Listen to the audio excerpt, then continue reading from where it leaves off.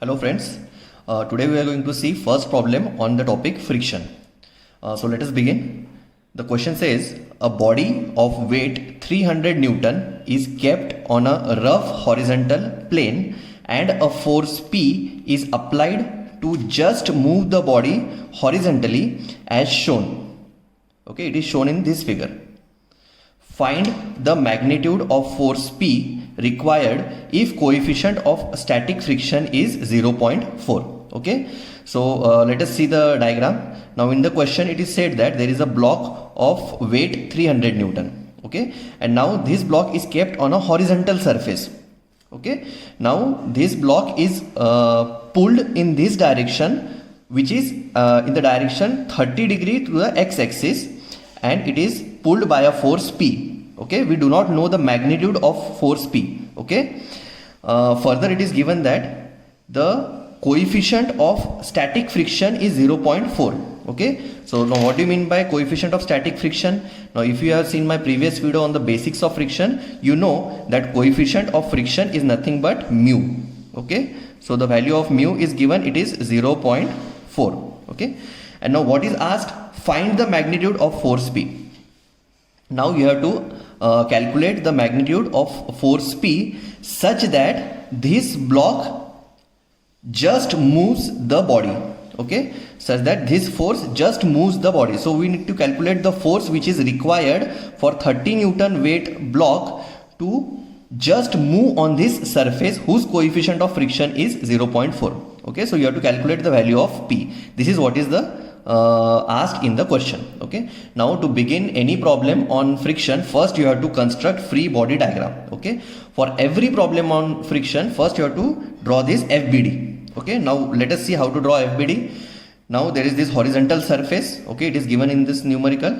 There is this block which is 300 Newton. Now 300 Newton is what? The weight of the block, and it is pulled in direction which is 30 degree to x-axis by a force P. Okay, now see how to draw the FBD. Now we know the weight of this block is 300 Newton, and we know that the weight acts always in vertically downward direction. Okay, so there will be one force which is acting downward direction, that is W, which is weight, and it is 30 Newton. Okay, now there is a reaction force which this surface will apply on this block, and it will be in the perpendicular direction. Okay, that is known as normal reaction. Okay, so that normal reaction which will be in the perpendicular direction, so it will be in the direction upward. So this upward force is R. Okay, now we know that this force is P. It is already given, it is at an angle of 30 degree. Okay, now if we are pulling this block in this direction, okay, then this block will move in this direction. Okay, so what will be the motion? Motion will be towards right. Okay, the motion of this block will be towards right, and if the motion of this block is towards the right, then the frictional force, okay, frictional force will act in the direction opposite to that of the motion. So motion is towards right, so this frictional force will be towards left. Okay, so there are these different forces which are acting. Okay, now this P force, it is inclined at an angle of 30 degrees, so we can always resolve the inclined forces. So the horizontal component will be P cos 30 because the angle is 30, and the vertical component will be P sin 30. Okay, so which are the forces? See, while calculating free body diagram, always there will be one weight, there will be one reaction force, there will be one frictional force which will be opposite to that of the motion, and apart, these three forces are compulsory forces, and apart from this there will be certain another forces. In this case it is force P. Okay, so these are the various forces which you have to consider while drawing free body diagram. Okay, now after drawing this free body diagram, in problems which are based on friction, you have to apply only two conditions. First condition is you have to take summation H equal to 0, and second condition is you have to take summation V equal to 0. So these are the two conditions which you have to take. Okay, now see what you have to calculate. You have to calculate the magnitude of force P. So you have to calculate the value of P. So let's see. First we'll take summation H equal to 0. So see, summation of H equal to 0.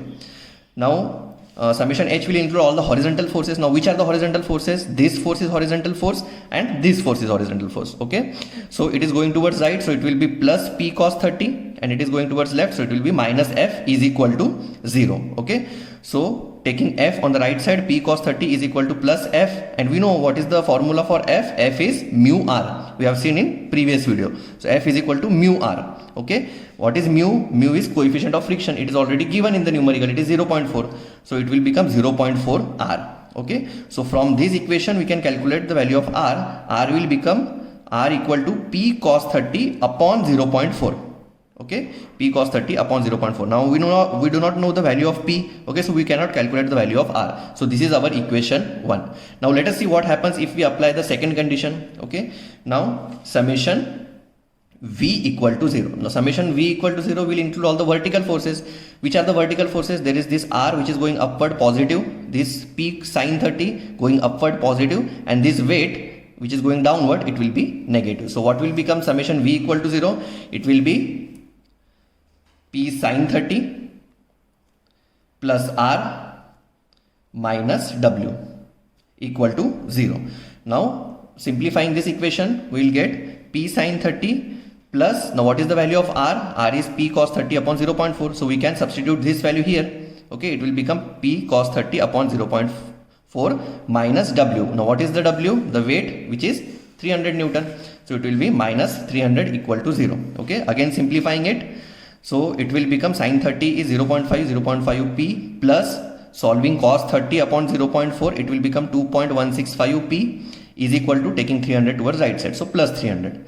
Okay, this addition will become 2.665 p is equal to 300. So p will become 300 upon this 2665, and finally the value of p will come out to be 112.57 Newton. Okay, so in this way you can calculate you have calculated the value of p. Now what is p? P is the force by which we are pulling this block so that it just moves on this surface. Okay, and since p is the force, so the unit for force will be Newton. Okay, so just to summarize what we have done, we have just first drawn the FBD, and then we have applied these two conditions, summation h and summation v. For any problem on friction, you have to draw this free body diagram and you have to take these two conditions, and then whatever is asked you can easily find out. Okay, now in this case the value of force is being asked. Sometimes the value of force may be given, and the value of w will be asked.